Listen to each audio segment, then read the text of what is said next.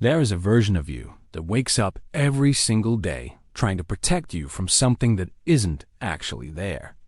Think about it. The last time you avoided sending that text. The last time you talked yourself out of raising your hand. The last time you replayed an embarrassing moment from years ago at 2 in the morning for no reason at all. You didn't choose any of that. Something inside you chose it for you. And here's the uncomfortable truth nobody really says out loud. That something wasn't trying to hurt you. It genuinely believed it was saving your life. Your brain is not your enemy, but it is also not exactly your friend. It's something stranger than both. It's an ancient survival machine wearing a modern costume, running software that was written for a world that no longer exists. And most of us are walking around completely unaware that we're following instructions from a system that was never designed for happiness. It was designed for survival. And those are not the same thing. Have you noticed how your mind almost never lets you sit in a good moment for very long before it starts scanning for what could go wrong next? You get the job, and within an hour you're already worried about failing it. You start a relationship, and somewhere in the back of your head, a quiet voice is already preparing for the breakup. That's not pessimism. That's not a personality flaw. That is a system doing exactly what it evolved to do. Here's what nobody talks about. For almost all of human history, the brain that kept you alive was the brain that assumed the worst.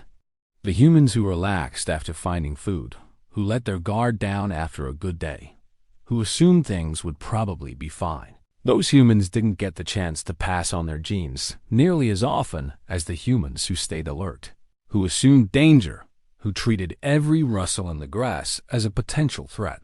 So evolution didn't select for calm. It selected for vigilance. It selected for anxiety, dressed up as caution. Which means the brain sitting inside your skull right now is, biologically speaking, the descendant of the most nervous, most suspicious, most catastrophizing brains that ever lived. Not because nervous people were smarter.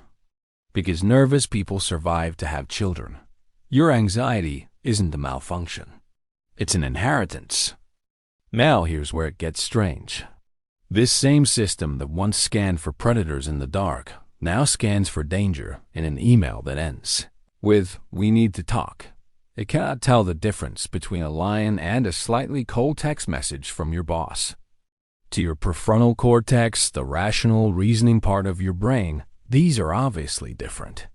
But to your amygdala, the ancient alarm system buried deep in your brain, a threat is a threat. It fires the same stress response, whether you're facing a predator or facing rejection on social media. Same chemicals, same racing heart, same tightening chest. The world changed. The alarm system didn't get the memo. Imagine your amygdala as a smoke detector that was installed thousands of years ago and has never once been updated. It cannot distinguish between a house fire and burnt toast. It just screams. Loudly, constantly, and your body listens because it has no way of knowing the smoke detector is outdated. This is why you can know, intellectually, that everything is fine and still feel like everything is falling apart. Your logical mind and your alarm system are not always speaking the same language. And when they disagree, the alarm almost always wins. Not because it's smarter, because it's faster. Fear takes milliseconds. Reasoning takes time. Evolution built it that way on purpose, because the humans who thought carefully before running from danger usually didn't live long enough to finish the thought. But wait, it gets even more personal than that. Your brain isn't just protecting you from physical danger anymore. It's protecting your identity. And it will do that even when protecting your identity actively destroys your life. Here's what that looks like in real life. Someone believes, deep down, that they're unlovable. Not because it's true, but because somewhere in childhood that belief got wired in, maybe through a parent who was distant, maybe through a friendship that ended badly, maybe through nothing dramatic at all, just quiet repeated moments of feeling unseen. And now, as an adult, Whenever someone shows them real affection, something inside them recoils. They pick a fight. They pull away. They find a flaw in the person who's finally treating them well. From the outside, that looks like self-sabotage. From the brain's perspective, it's something else entirely. It's consistency. Your brain does not actually prioritize your happiness. It prioritizes being right about the world, because being right to your nervous system feels safer than being surprised. If you believe you're unlovable and someone loves you anyway, that's not relief to your brain. That's a contradiction. And contradictions feel dangerous because they mean your internal map of the world might be wrong, and an unreliable map to a survival machine is far more terrifying than a painful but familiar one. This is one possible explanation for why people often return to relationships that hurt them, why they recreate the same dynamics with new people wearing different faces, why comfort so often feels more like emptiness while chaos feels like home. The brain isn't trying to make you happy. It's trying to keep the story consistent. And consistency to your nervous system feels like safety, even when the story is sad. Now here's the part that quietly rearranges everything. If your brain rewards familiarity over happiness, then some of your most persistent struggles were never really about willpower. You didn't fail to change because you're weak. You struggled to change because change itself registers biologically as a threat. This is where dopamine comes in, and it's probably not working the way you think it is. Most people assume dopamine is the pleasure chemical, the reward you get after something good happens. But researchers have found something far more interesting. Dopamine isn't mainly about pleasure. It's about anticipation. It spikes right before the reward, not after. It's the chemical of almost, not the chemical of arrived. That's why checking your phone feels more compelling than actually reading the message. That's why the search is often more addictive than the discovery. Your brain has been quietly training you your entire life to chase, not to arrive.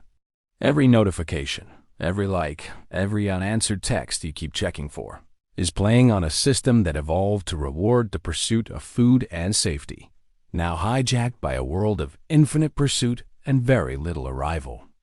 Have you noticed how satisfaction never quite lasts as long as you expect it to? You get the thing you wanted for months, and within days, it feels ordinary. That's not you being ungrateful. That's a documented psychological pattern called hedonic adaptation. Your brain resets its baseline almost immediately after gaining something good, because from an evolutionary standpoint, contentment is dangerous. A satisfied brain stops looking for the next resource, the next mate, the next advantage. So your mind quietly moves the goalposts over and over, keeping you in a permanent low hum of almost enough. This single mechanism explains an enormous amount of quiet human suffering. The promotion that didn't feel as good as expected. The vacation that felt strangely hollow by day 3. The relationship milestone that should have felt euphoric but just felt like Tuesday. You didn't do anything wrong. You just met a system that was never built to let you feel finished. Here's where it becomes genuinely fascinating. Your memory isn't recording your life like a camera.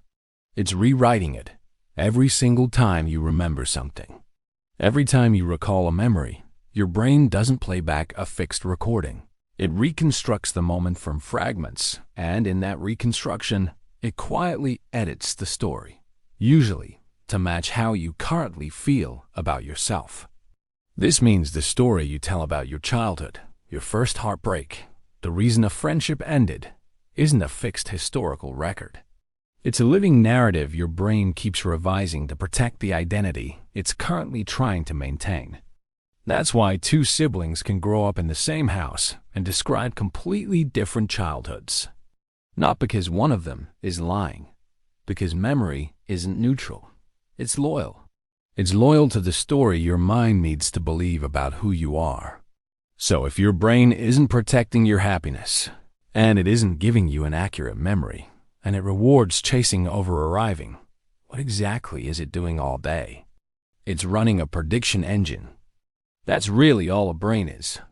A machine constantly guessing what's about to happen based on what happened before, and then quietly making you feel like your guesses are reality. This is why the same situation can feel completely different to two people. Their brains are running different predictions based on different histories, and each of them experiences their own prediction as simply the truth. This reframes almost everything about how humans misunderstand each other. Two people in an argument aren't usually disagreeing about facts. They're each defending a prediction their nervous system built to keep them safe, sometimes decades ago, often for reasons that have nothing to do with the actual conversation happening in front of them. And this is where the deeper meaning starts to surface. If so much of what you feel, remember, crave, and fear is being generated by a system built for a different era, running predictions based on old data, protecting an identity instead of your well-being, then a huge portion of your suffering isn't a character flaw. It's a mismatch, a timing error between an ancient machine and a modern life. You are not broken. You are not lazy. You are not too sensitive or too anxious or too much. You are, quite literally, running the most cautious operating system evolution ever built, in an environment it was never designed for. Of course, it misfires sometimes. Of course, it mistakes emails for lions and love for danger and comfort for boredom. It's not malfunctioning. It's doing exactly what it was built to do. The world just moved faster than biology could keep up. And once you see that clearly, something quietly shifts. You stop treating every anxious thought as a fact and start treating it as a suggestion from an outdated advisor who means well but doesn't have current information. You stop assuming every craving is a need. You stop assuming every fear is a truth. You start noticing the gap between what your brain is telling you and what's actually happening around you. And in that small gap, something like freedom begins to live.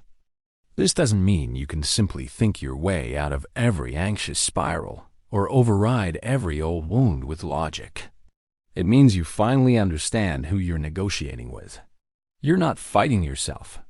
You're renegotiating with a very old, very loyal, slightly outdated protector that has been trying, clumsily, this entire time, to keep you alive. And once you understand that, a new question naturally starts to form. Because if your brain has been shaping your fears and your memories and your cravings without asking your permission this whole time, you have to wonder what else it's been quietly deciding for you. Which brings us to something even stranger, something most people never question in their entire lives. The choices you think you're making freely, right now, in this very moment, may not be choices at all.